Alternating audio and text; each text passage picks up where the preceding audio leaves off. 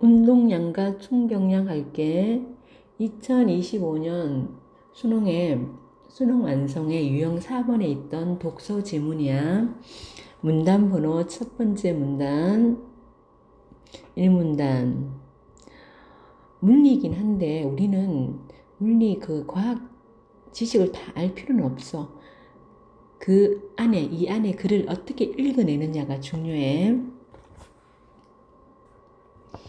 야구나 축구 같은 구기 스포츠에서는 공을 강하게 멀리 보내거나 날아오는 공을 멈추게 하는 공의 기술이 필요하다.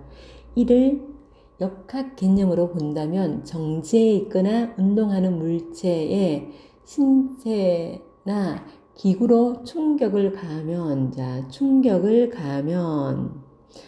물체의 운동 상태를 변화시키는 것이라고 할 수 있다.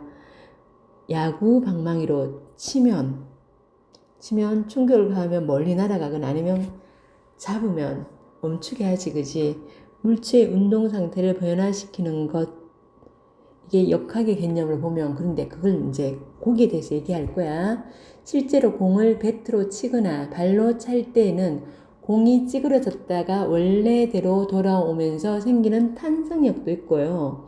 충격을 줄 때 속도와 시간, 그리고 공기 저항, 마찰력 등 다양한 요인이 작용해. 근데 이 모든 요인을 고려하여 운동의 변화를 설명하는 것은 매우 복잡하고 어렵지만 운동하는 물체의 질량과 속도의 곱으로 표현되는 물리량인 운동량을 사용하면 간단하게 설명할 수 있다. 자, 여기서 이런 거 탄성력도 있고 속도와 시간, 공기 저항, 마찰력 이런 것들 다 요인이, 이 운동량이 변화하는, 운동 상태가 변화하는 것은 다양한 요인이 있지만 그건 너무 어려워, 복잡해. 뭘로 하자고? 운동량을 물체의 질량하고 속도의 곱으로 표현하자. 이게 1문단이야. 자, 우리 충격을 가하면 운동 상태의 변화가 생기지. 운동 상태의 변화가 생기고, 자, 여러 가지로 설명할 수 있어. 설명할 수 있는데 여기서는 뭘로 하자고? 이게 여러 가지로 운동량의 변화를 설명할 수 있는데 여기서는 운동량을 뭘로? 질량에다가 질량 곱하기 속도로 해보자고 이 얘기를 하고 있고요. 2문단 갈게요. 운동의 양은 사용하는 물리량과 정의 방법에 따라서, 자, 운동의 양은 물리량과 정의 방법에 따라 달라질 수 있어.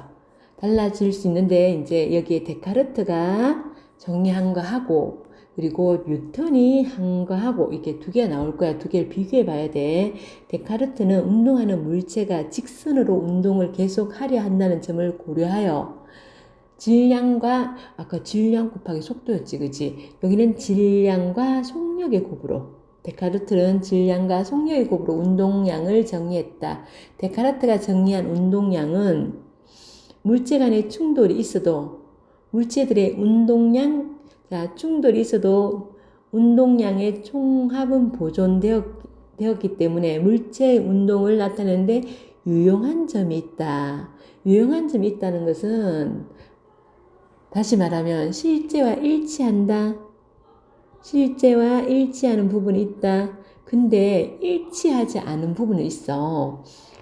그런데 데카르트는 방향은 없어요. 방향 변화는 없어요. 방향이 없는 스칼라 양인 속력을 사용했어요.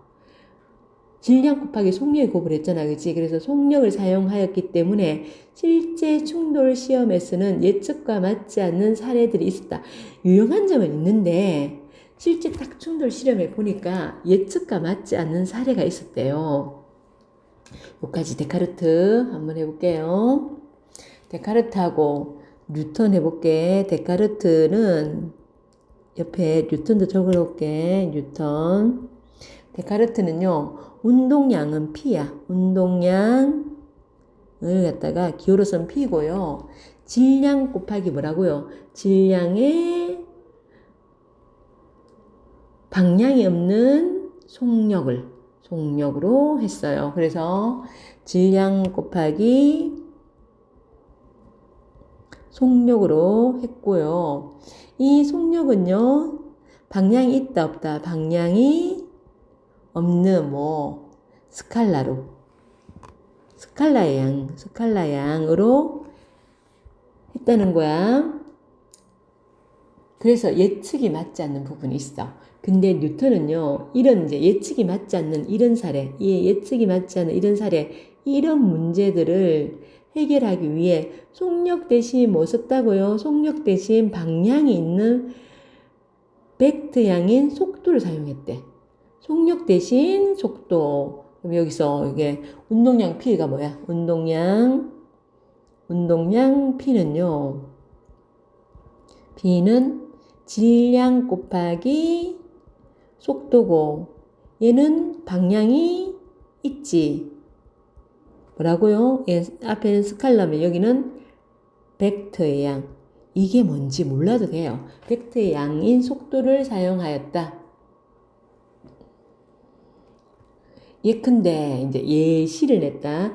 1kg의 물체가 10의 속력으로 날아간다면 우리 자 1kg 질량 곱하기 뭐였니? 속력이었지. 질량 곱하기 속력이 10이야. 속력이 10이고 질량이 1이야. 질량 곱하기 10. 그럼 1 곱하기 10을 해가지고 10kg 미터 세컨? 이렇게 되나? 로 표시할 수 있다. 이렇게 이 물체가 다른 물체와 충돌한 후 운동 방향만 반대가 되면 운동 방향이 어떻게 돼요? 반대가 되었어요. 운동 방향만 반대가 되면 자, 어떻게 해요? 마이너스 10kg 이렇게 되는 마이너스. 그러면 요 마이너스가 뭐야? 방향을 나타내는 거지. 방향이 반대. 방향 반대 표시야 이거. 방향 반대 표시지. 그지? 딱 충돌해가지고 쫙 이렇게 오른쪽으로 쭉 나가다가 충돌 딱 해가지고 방향이 왼쪽으로 쫙 꺾이면 이제 거기에 마이너스가 딱 붙는 거야. 운동량의 변화량,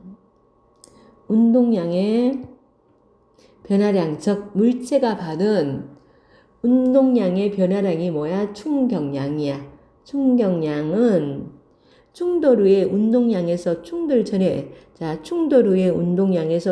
전에 운동량을 뺀 값. 그래서 충돌 전은 10이지. 충돌 후가 마이너스 10이지, 그지? 마이너스 10이고, 충돌 전이 10이었잖아. 그지? 10을 이렇게 빼면 마이너스 20이 되네. 그지? 표시할 수 있다. 이게 운동량의 변화지, 그지? 근데 데카르트는 뭐가 문제야? 데카르트 같은 경우에는, 데카르트 같은 경우에 이게 이런 게 없잖아. 운동량의 변화가 없잖아, 그지? 데카르트 같은 경우에는 10 빼기 10이 돼가지고 운동량의 변화가 0이야. 이게 운동량의 변화지, 그지? 이게 운동량의 변화인데, 운동량의 변화가 있잖아. 근데 데카르트는 이렇게 되면 10 빼기 10이 0이 돼가지고 운동량의 변화가 없게 되는 거야. 그래서 예측가, 운동량의 변화가 있다 없다, 운동량의 변화가 없게 돼가지고, 그래서 어떻게 해요? 이렇게 예측가 맞지 않는 사례가 이런 경우야. 이런 경우가 생기는 거야. 자, 뉴턴은요, 물체끼리 충돌할 때 모든 작용에는 크기가 같고 방향은 반대인 작용 반작용. 그러니까 모든 물체는요, 뉴턴은 물체끼리 충돌할 때 모든 작용은 크기 같고 방향이 반대인 반작용이 존재하는 거야. 그래서 이걸 설명할 수 있는 거야. 그리고 또 물체끼리 충돌할 때 운동량의 총합은 보존이 된다고 본 거야. 그러면 여기 이제 우리 정리합을 했고, 뉴턴은요, 만일 이제 우리가 데카르트 같은 경우는 방향이요, 이렇게 이 방향이 하나 있고 이 방향이 하나 있으면 A 방향이 있고 B 방향이 있으면 자 A 방향이 10이고 딱 부딪혔어요. 아유, 다시 해보자. 요렇게 하자. 자, 물체 A가 이렇게 가다가 여기 딱 부딪힌 거야. 딱 부딪혀가지고 방향이 이렇게 바뀌었어. 그러면 여기도 10, 여기도 10. 이거 플러스 마이너스 보호가 없잖아. 그지? 그러면 나중에 10 빼기 10은 0이 되어버리잖아. 근데 뉴턴 같은 경우에는 A라는 물체가 이렇게 가다가 가면 얘는 플러스 10이지. 이렇게 반대 부딪혀 꺾이면 마이너스 10이지. 뒤에 마이너스 10에서 앞에 거 10 빼면 마이너스 20이 되지. 그지? 그쵸? 그러면 얘는 그러면 운동량의 변화가 0이잖아. 0. 이렇게 여기 0이 돼버렸잖아. 운동량의 변화가 있다 없다? 운동량의 변화가 없다는 소리지. 운동량의 변화가 없다는 얘기고, 얘는 운동량의 변화가 20만큼 있었네. 그지? 운동량의 변화가 있다는 소리지. 그지? 그래서 얘가 뭐야? 이게 실제하고 이게 맞지 않고, 얘는 실제하고 맞지. 그지? 운동량의 변화가 사실은 있는데 없다고 하니까. 그지? 근데 이렇게 요거는요. 얘는요. 왜 이렇게 했는지, 데카르트는 왜 이런지 모르지만은 이렇게 뉴턴은요. 이렇게 운동량이 이렇게 되는 건 뭐라고요? 작용 반작용의 법칙에 의해서. 잠깐만. 요거 하기 전에 뭘 먼저 적어야 되냐면, 운동 전후에 운동량의 총합은 변한다, 안 변한다? 안 변한다. 운동 전후 운동량의 총합 변화 있다 없다. 총합 변화가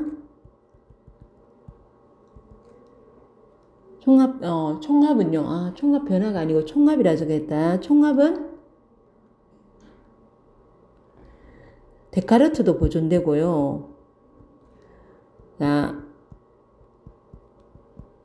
뉴턴도 마찬가지로 운동량의 총합은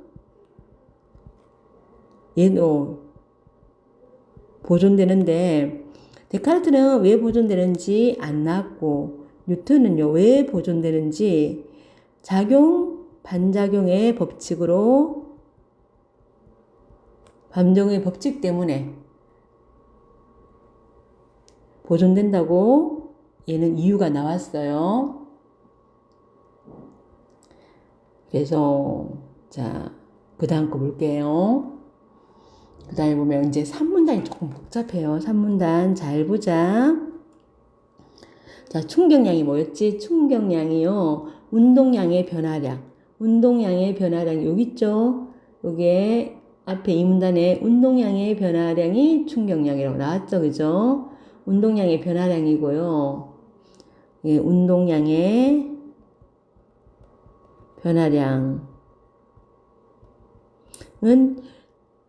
뉴턴의 운동 제2법칙을 이용하여 나타낼 수 있어요. 운동 제2법칙을 이용해서도 나타낼 수 있는데, 뉴턴의 운동 제2법칙은 힘 F는 질량 곱하기 가속도고요. 1세 가속도 A는 속도 변화를 작용시간으로 나눈 거. 요거지. 요거 밑에 요거죠. 그죠? 요게 되는 거지. 그지? 속도 변화를 뭘로? 작용시간을 나누어 가지고 요게 가속도고요. 요게 질량이고요. 그죠? 그래서 M 곱하기 MA는 M의 델타 T분의 델타 V로 이렇게 나타낼 수 있어. 이를 변형하면 똑같이 이제 여기에 얘를 갖다가 없애주는 거야. 얘를 갖다가 그러니까 이쪽으로 넘겨주는 거지. 이쪽으로 넘겨주면요. 이쪽으로 이렇게 넘겨주면 F 곱하기 델타 T는 M 곱하기 델타 V 이렇게 나타낼 수 있는 거야. 충격량, 운동량의 변화지. 그지? 이거 운동량의 운동량의 변화량이지, 그지?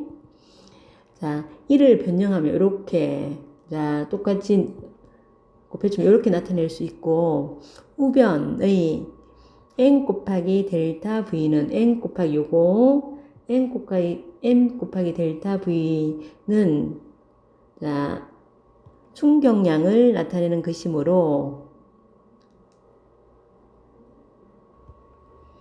얘가 충격량이지. 충격량이 앞에 충격량이 뭐라 그랬어? 여기 보면 충격량은 운동량 여기에 있지. 질량 곱하기 속도. 질량 곱하기 속도 요거지, 그지? 나타낼 수 있는데, 자, 충격을 나타내는 것이므로 충격량은 힘과 작용 시간의 곱이라고 할 수 있다. 그러니까 얘가 힘이고 얘가 작용 시간이잖아. 얘 시간이잖아, 그지? 그러니까 다시 말하면 충격량은 힘과 시간의 곱이잖아. 그럼 얘네들은 어떤 관계? 비례관계에 있는 거야. 이 식은 스포츠나 일상생활에서도 볼 수 있는 여러 상황들을 이해하는데 필요한 중요한 의미를 내포한다. 여기까지 한번 해보자. 일단 우리 여기 아주 중요한 건데, 자, 충격량이요. I야. 여기 이 산문단 충격량은요. 충격량 I는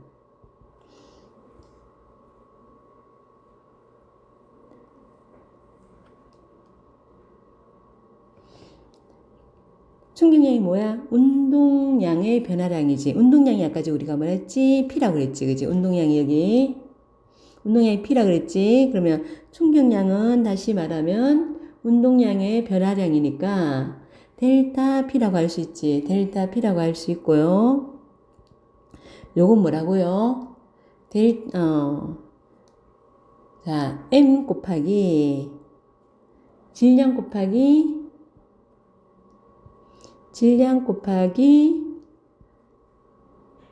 속도 델타 V라고 할 수 있지, 그지? 속도가 V니까 이거 델타 V 질량 곱하기 델타 V 질량 곱하기 델타 V는 다시 말하면 F 곱하기 델타 T지, 그지? 요거는 같은 게 또 뭐야?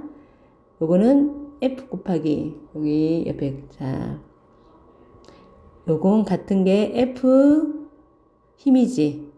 힘 곱하기 델타 T. 델타 T 시간이지, 그지? 시간이라고 할 수 있고요. 그러면 다시 말하면 이제 다시 한마디 더 하면 충격량 I는 F 곱하기 델타 T라는 소리지. 델타 T고 이게는 무슨 관계라고? 비례관계야. 비례관계라 가지고 첫 번째, 자, F가 크면 자, 이 F가 힘이 크면 그러면 뭐가 커진다? 충격량도 커진다. 자, 두 번째, 자, 시간이 길어지면 델타 T가 시간이 길어지면 뭐 얘가 길어져. 얘가 길어지면 얘가 커진다는 거잖아. 뭐 5분에서 10분이 된다. 그럼 얘도 어떻게 해요? 얘도 곱하기니까 얘도 커지잖아, 그치? 그러면 I도 커진다. 다음 세 번째, 만일 I가 고정되어 있어. I가 고정이야. 고정되어 있으면 그러면 얘가 한 10으로 고정되어 있잖아, 그지? 그러면 10으로 고정되어 있으면, 자, 시가 커지면 어떡해요? 시가 커지면 얘는 작아져야지. 그치? 얘가 20이야. 20 고정되어 있어. 그러면 얘가 20이고 얘가 5고 4였는데, 그치? 얘가 얘가 만약 5고 4였어. 근데 얘가 만약 5가 되면 얘는 사가 돼야지, 그치? 그러니까 I가 고정되어 있으면 델타 시간이 커지면 이 힘은 작아져야 되는 작아지는 거야. 다시 해볼게. 무슨 말인지 알겠지? 얘가 고정되어 있어. 얘가 20으로 고정되어 있어. 얘가 10이었고 얘가 2였어. 근데 얘가 시간이 4가 되어버렸어. 그럼 얘는 어떻게 해요? 얘가 4가 되면 얘가 5로 작아져야 되지, 그지? 이렇게 된다는 거야. 얘가 고정되어 있다면. 그게 이제 실생활에도 사용되는데, 자, 야구나 골프에서 공을 멀리 내보내기 위해서는, 뭐하니? 충격량이 커야 하는데, 충격량을 크게 하기 위해서는 뭐야? 힘을 크게 하는 거야. 이 충격량을 크게 하기 위해서는, 이게 충격량이잖아. 이거 크게 하기 위해서는 이 힘을 크게 하면 되잖아. 힘을 크게 하거나 아니면 같은 힘으로 하더라도, 그러니까 힘이 같으면 뭐야? 시간을 길게 하면 되잖아. 같은 힘일 경우에는 작용 시간을 길게 하면 공을 멀리 보낼 수 있는 거야. 그래서 우리 골프에서 공을 친 후 자세가 흐트러지지 않고 타격 궤적을 유지하기 위해서 플로스루, 이렇게 골프를 탁 치고 있잖아. 그 자세 그대로 유지하면서 시간을 길게 해주는 거야. 플로슬루를 하는데, 플로슬루를 하면 뭐가 길어진다? 작용 시간이 길어져가지고, 시간이 길어지면 충격량이 늘어날 수 있어. 그럼 어디에 이해가 되는 거니? 시간이 길어지면, 시간이 길어지면 힘이 커지는 거, 요거잖아. 시간이 길어지면 힘이 커지는 거, 충격량이 커지는 거, 얘가 뭐라고요? 플로스루. 여기 예지, 그지? 자, 그 다음에 네 번째 문단. 이 식이 가진 또 다른 의미는 충격량이 같다는 경우는 F가 아니라 I가 고정된 거예요. I가 고정된 경우. 자, 우리 3번 경우에는 시간이 길면 얘가 길어졌어. 얘가 고정되어 있는데 이 시간이 길어졌어. 그럼 뭐야? 힘은 작아지지, 그치? 길면 힘을 완화시킨다는 게, 시간이 길면 완화시킨다는 게 힘이 작아진다는 소리야. 완화시킬 수 있다. 예를 들어, 날아오는 야구공을 받았다면, 운동하던 공이 정지되므로, 자, 야구공 받아요. 그러면 공이 정지되지, 그지? 되므로 맨손으로 받거나 글러브로 받거나 충격량은 같다. 충격량 같아요. 근데 호수 글러브의 경우 완충 재질로 되어 있기 때문에, 호수 글러브 같은 경우는 완충 재질이라 가지고 시간이 늘어나요. 시간이 늘어나면 힘이 어떻게 해요? 시간이 길어지면 힘은 작아지지, 그지? 그래서 손에 작용하는 힘의 크기가 줄어드는 거야. 이러한 원리는 일상생활에서도 흔히 볼 수 있는데, 에어백 같은 거 시간을 길게 하는 거야. 양의 밑창 같은 경우는 충격을 흡수하여 인체를 보호해 주는데, 이런 것들 모두 작용 시간을 늘려주는 거야. 늘려가지고 인체에 받는 힘을 최소하게 해주는 거야. 그럼 여기 얘는 뭐 있어? 자, 여기 얘는 요거지, 요거. 시간을 늘려가지고 힘을 적게 해주는 거. 얘는 에어백. 야구 글러브의 포스 글러브의 완충 재질. 완충 글러브나 아니면 신발 밑창의 완충 재질. 여기가 제일 중요한 게 이거야, 이거만 이해하면요. 이게만 이해하면 돼. 충격량은요, 운동량의 변화량이고, 요거는 질량 곱하기 속도야. 질량 곱하기 속도인데, 요거는 뭐야? 자, 요거는 다시 여기에 있지. 요게 힘 곱하기 델타 시간하고 같은 거야. 요 같다고 했지, 그치? 그러면 다시 말하면 충격량은 이 말 다 같은 거지, 그지? I 곱하기 델타 t고요. 얘는 곱하기니까 비례관계이고 힘이 커지면 충격량이 늘어나고 안 그러면 시간이 늘어나면 충격량이 늘어나고 반대 얘가 고정되어 있으면 얘가 커지면 얘는 줄어들고 아니 반대로 얘가 커지면 얘가 줄어들겠지 그지? 요것만 딱 이해하면 뒤에 거는요 우리는 물리 시간 아니에요. 무슨 말인지 이해만 하면 문제 풀 수 있어요. 여기까지 수고하셨습니다.